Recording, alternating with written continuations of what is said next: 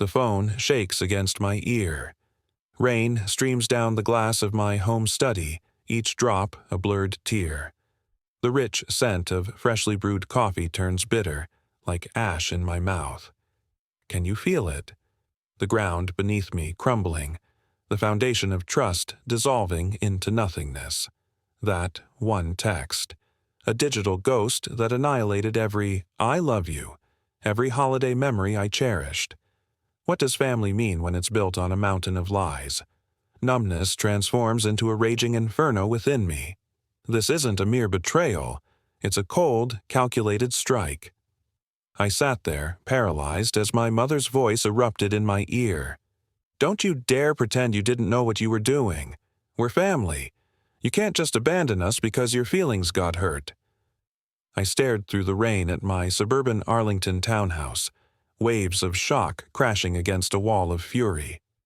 Everything I thought I understood about my family was teetering on the brink, all because of one careless text from my brother Caleb. "Just sent another $3,000, Caleb had typed, followed by my father's mocking response. "LMAO, keep that gravy train running. She's too stupid to realize we're using her." I felt my heart drop as I read the sinister follow-up.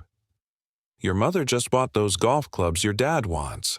Morgan Chase would flip if she knew her money was going to that instead of Medicare." As I scrolled through the screenshots, each message stabbed deeper. Years of deceit unfolded. They'd laughed at my generosity, planned lavish vacations while I believed they were struggling to afford medicine. They upgraded their cars, all while claiming the heating bill tightened their budget. I was an ATM, and they were the ones cashing in. My phone erupted with texts and calls from my family, but I couldn't breathe. This wasn't just betrayal, it was an identity crisis, a violent awakening. I had spent my life doing what I thought was right, supporting them, loving them. Now, I felt stripped bare, lost in a world where trust no longer existed. I knew I had to confront them. I had to seek the truth, for my own salvation. The rain outside was a relentless drumbeat, matching the storm in my heart.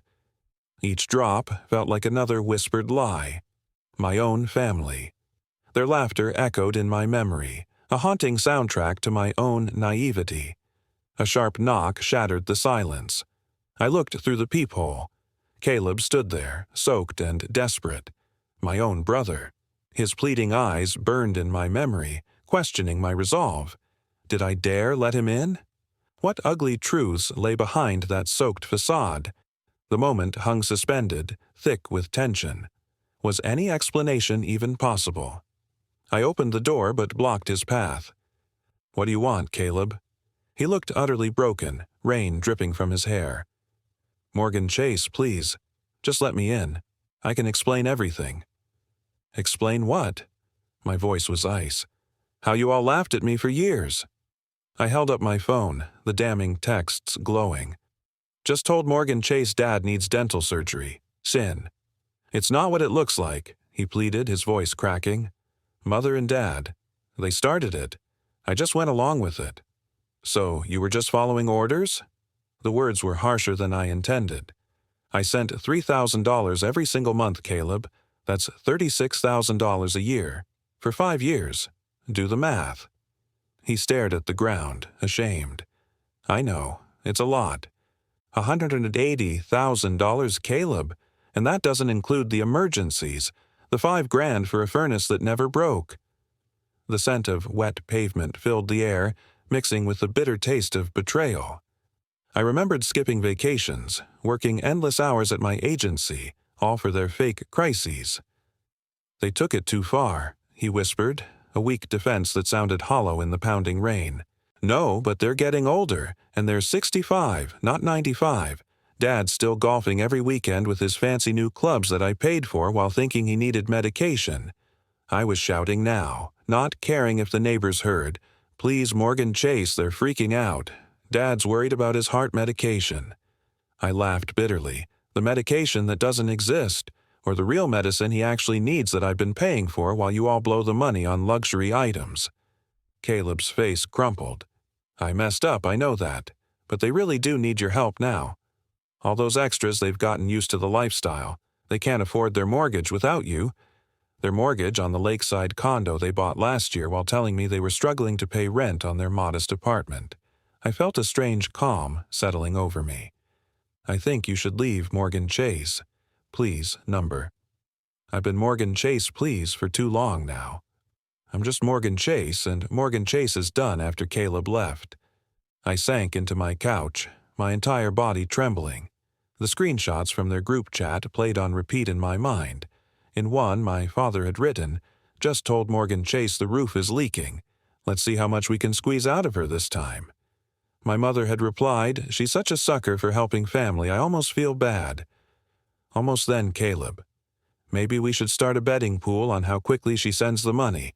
I'd been nothing but an ATM to them, a resource to be drained a joke. I pulled out my laptop and logged into my banking portal every month for the past 5 years. There it was, $3,000 transferred to my parents' joint account, plus all the emergencies another $40,000 over the years. Dental work that never happened. Car repairs for problems that didn't exist. Medical bills for treatments they never received. And what had I sacrificed? I delayed buying my own home for 2 years to help them with their supposed mortgage troubles. I'd worked 60-hour weeks to afford both my life and notification. My pulse quickened as I opened the text. "You won't believe your mother's news." This came from Caleb, my brother, a fresh wave of dread crashing over me. What now? I thought, the scent of the rain outside blurred by the intensity of my thoughts.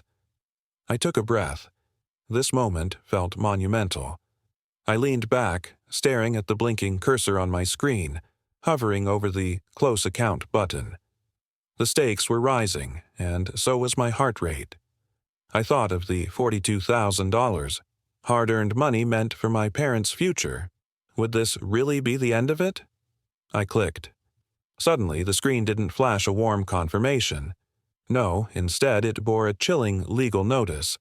Account frozen by court order, pending investigation. My world spun. The money vanished. Anxiety clutched at me. My phone rang. My parents' number. What now? The voice that answered was cold, far from the warmth I'd always known. It was a federal agent. "Do you know your parents were using your generosity to fund a Ponzi scheme?" A wave of betrayal washed over me. My heart raced as panic mingled with rage. The leaf rustled outside, eerily silent now, as I grappled with this revelation. How could they do this to me?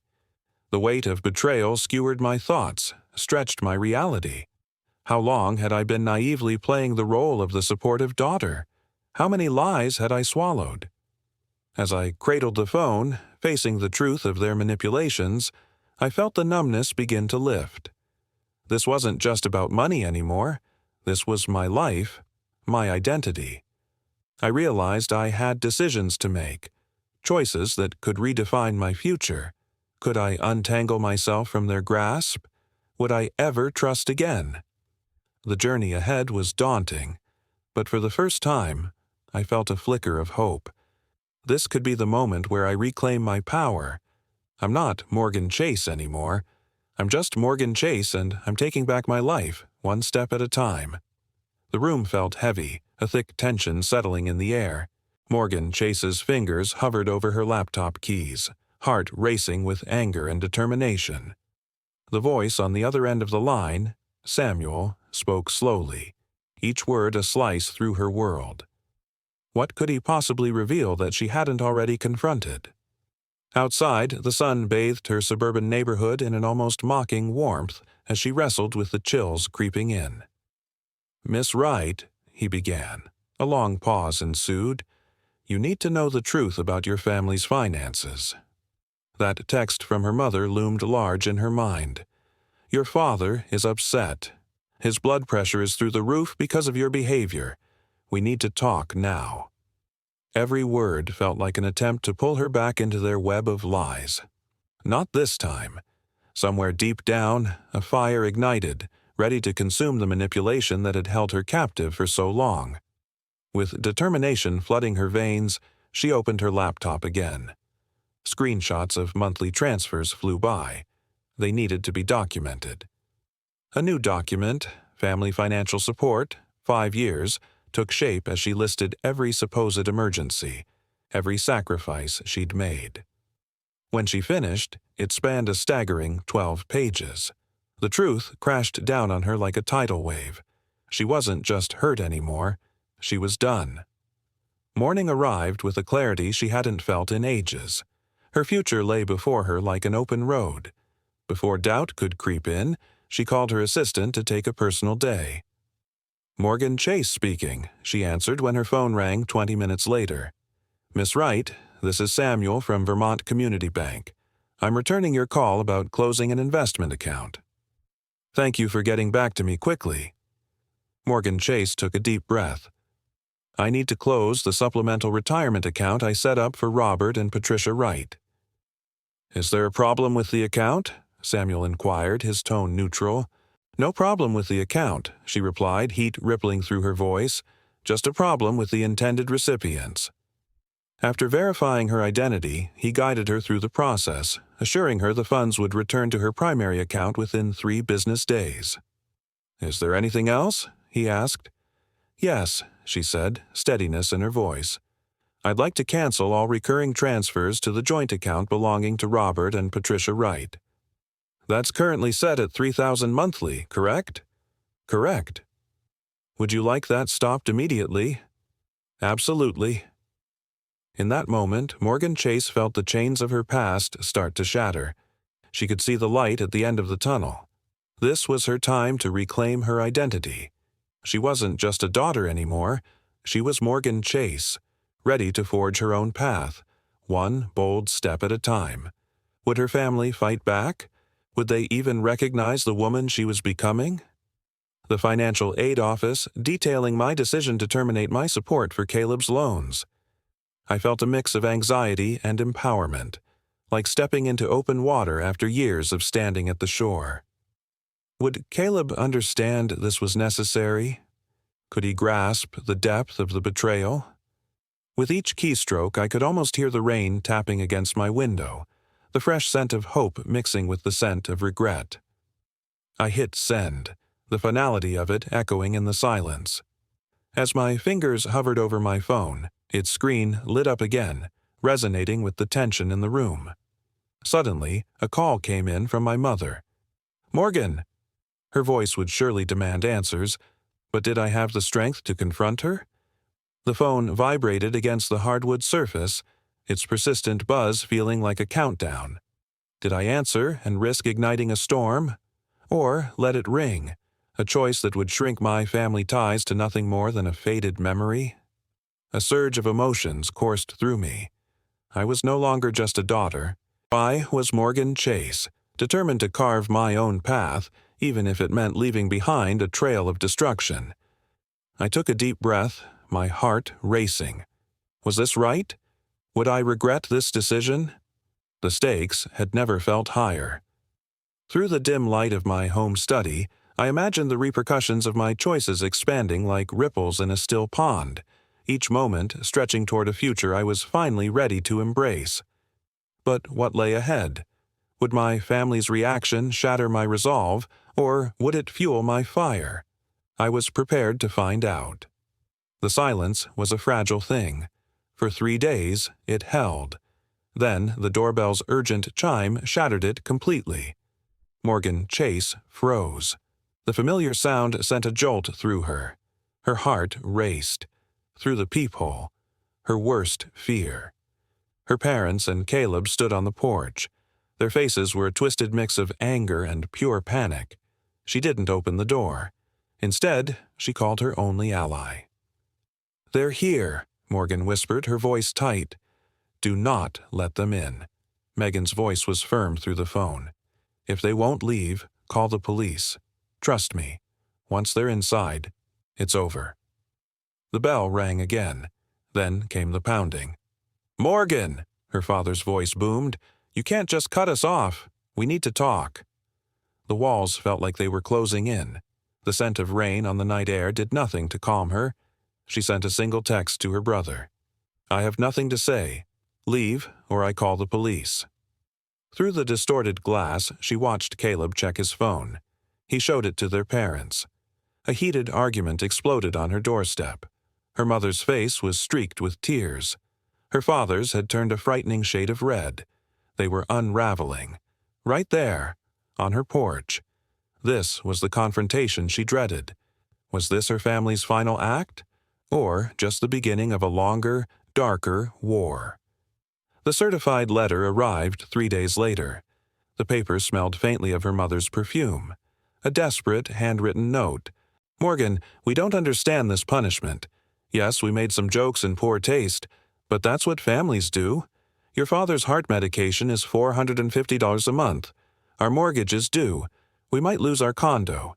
Is that what you want? For your elderly parents to be homeless?" Morgan nearly laughed. Elderly? They were 65. Her father's golf game was thriving. She remembered the country club photos and Caleb's screenshots. A cold suspicion took root. She called their pharmacy, her voice a perfect imitation of her mother's. "I'm calling about my husband Robert's heart medication. The cost without insurance." A pause. Then the pharmacist's voice, crisp and clear.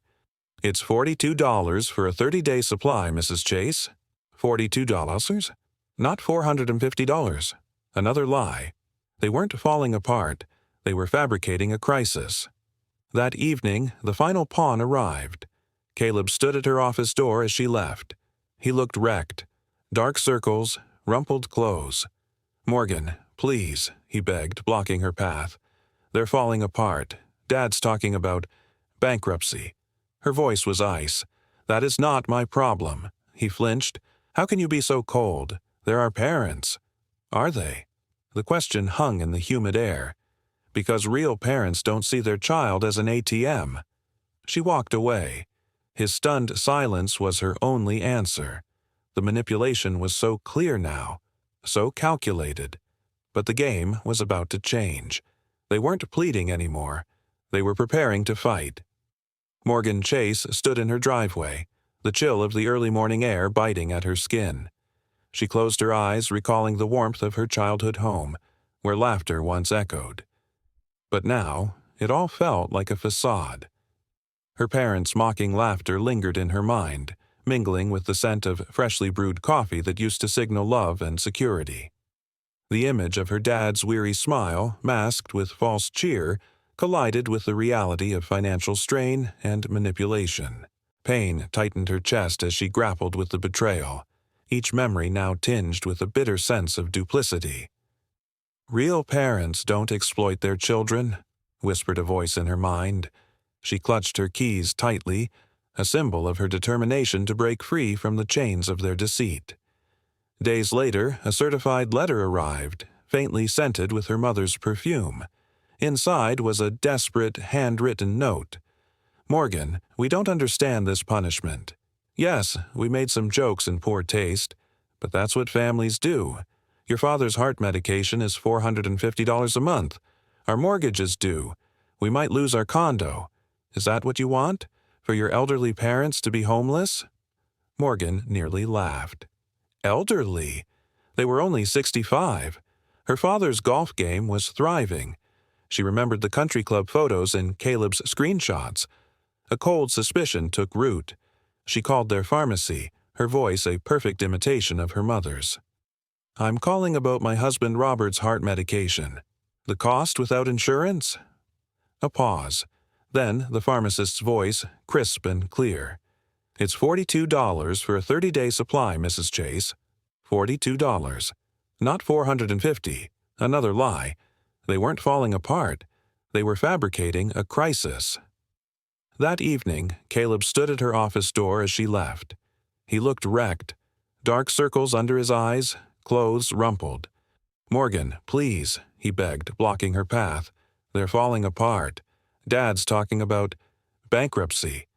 Her voice was ice. "That is not my problem." He flinched. "How can you be so cold? They're our parents." Are they? The question hung in the humid air. Because real parents don't see their child as an ATM. She walked away, leaving his stunned silence behind. The manipulation was so clear now, so calculated. But the game was about to change. They weren't pleading anymore. They were preparing to fight. 2 weeks after cutting her family off, Morgan sat in a therapy session she had finally scheduled for herself. Dr. Bennett, a woman in her 50s with kind eyes and a no-nonsense demeanor, listened as Morgan recounted the whole sordid story. "Every day, I swing between feeling strong and feeling horrible," she admitted. "Like yesterday, I found out from a mutual friend that my parents had to cancel their country club membership.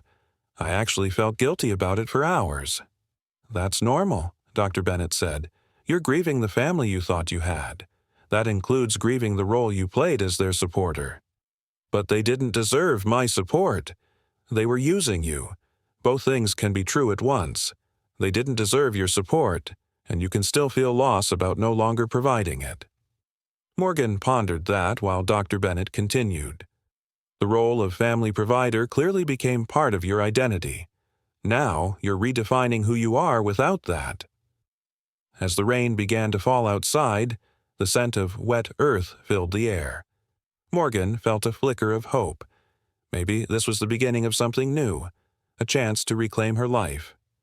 The scent of fresh-baked chocolate chip cookies, her mother's specialty, filled the air. Morgan Chase, age 14, beamed as she handed over her first paycheck from the ice cream stand. Her father ruffled her hair. "Our little provider. We're so proud." The warmth of that moment wrapped around her. The sun's glow, their smiles, it felt like a gift. But now, it was a long con, built on trust that was nothing more than currency. 5 years later, the truth shattered her image of a perfect family. Morgan sat in a therapy session, grappling with the emotional wreckage. "I tied my worth to being the successful daughter," she confessed. "Who am I now?" Dr. Bennett, her therapist, nodded. "You're redefining your identity, without that role." As the rain began to patter against the window, the scent of wet earth seeped into their space. Hope flickered inside Morgan. Maybe this was the beginning of reclaiming her life. Suddenly, her phone buzzed. It was Uncle Pete, her father's estranged brother. "Morgan, your dad just called. He and your mother want to move in with me because you've cut them off financially. Is that true?" Conflicted, she sighed. "It's complicated, Uncle Pete." "I figured. Your dad is quite the storyteller. Want to share your side?" And she did. The screenshots, the lies about medical expenses. After a long silence, he said, "I'm not surprised. Your father tried similar tricks with me years ago. We're not close for a reason." Her heart sank. "Why didn't you warn me?" "Would you have believed me?" He had a point. The truth stung. "For what it's worth, I won't take them in. They need to downsize and live within their means." After hanging up, Morgan felt a wave of validation wash over her. "I'm not crazy for cutting them off," she thought. "I'm not a terrible daughter." Later that evening, another text from Caleb reached her. "Mother and Dad are moving into my spare room next week. They're selling the condo. Dad's furious about it." Stunned, she stared at the screen. Just when she thought the manipulation had reached its peak, it continued to spiral. Her heart raced as tensions mounted. They were refusing to step back. This wasn't over yet. How much further could they go? And would she still be their target? The nights ahead promised a battle she never expected. A fight not just for her truth, but for her very identity. As her thoughts swirled, she resolved, no more. It was time to reclaim her narrative once and for all. The email vanished into the digital void. She was done. The family friends plea, a last-ditch attempt to guilt her, was gone. For the first time, Morgan Chase felt nothing. No guilt, just freedom. But as the screen faded to black, the cursor hovered. A final detail snagged her eye. The sender's address. It wasn't a name. It resolved into a stark, chillingly familiar corporate logo. The parent company of her own digital marketing agency. The family friend was her CEO. This wasn't just a family drama. It was a corporate chess match. Her parents' betrayal was a calculated business strategy to destabilize their top executive, to cripple her performance, to force a cheap takeover. Her entire life was a hostile merger. She pulled into her driveway. Her parents sat on her porch, a carefully staged picture of poverty, faded clothes, tired eyes. Her heart didn't break. It turned to ice. She saw the performance now. Every lie, a business transaction. "We just want to talk," her mother pleaded, her voice a practiced tremble. Morgan stood firm. "Explain what, exactly? The fake medical bills? Or the deal you made with my boss?" Their faces went blank. Shock. Then pure panic. The mask had finally slipped. She held up her phone, the damning logo displayed. "Your partner in crime just emailed me." The charade was over. The truth, at last, was hers. Being manipulated. I parked in the driveway and approached slowly, my heart pounding. "What are you doing here, Morgan?" "Chase," my mother's voice cracked, "please, we just want to talk. We've learned our lesson." My father added, "These past months have been hell. I unlocked my door. You have 5 minutes inside." They perched awkwardly on my couch while I remained standing, arms crossed. "We're sorry," my mother began. "We never should have taken advantage of your generosity." My father nodded. "We've lost everything. The condo, the car, our savings. We had to move in with Caleb, and his place is so small. Your mother has to sleep on a pull-out couch. The country club revoked our membership. My mother added all our friends there. They don't call anymore. My medication costs have been terrible without your insurance."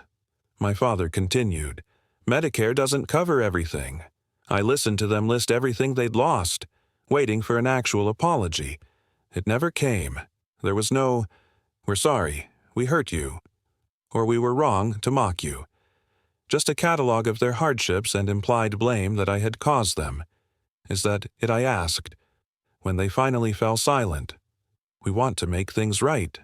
My mother said, "We've really suffered, Morgan Chase. We've learned our lesson. What lesson would that be?" They exchanged glances that we shouldn't have taken you for granted. My father finally said, translation, "They should have been more careful about getting caught." "No," I said softly. "You haven't learned anything." "What do you mean?" my mother asked, her voice. Rising slightly, "We came all this way to apologize." "No. You came all this way to tell me how much you've suffered without my money. Not once have you acknowledged how your betrayal made me feel. We said we're sorry. My father protested for getting caught. Maybe not for what you did. I took a deep breath in the past 6 months. I've thought a lot about what a healthy family looks like. It's not this. It's not treating your child like an ATM and mocking her." The silence in Morgan Chase's apartment was deafening.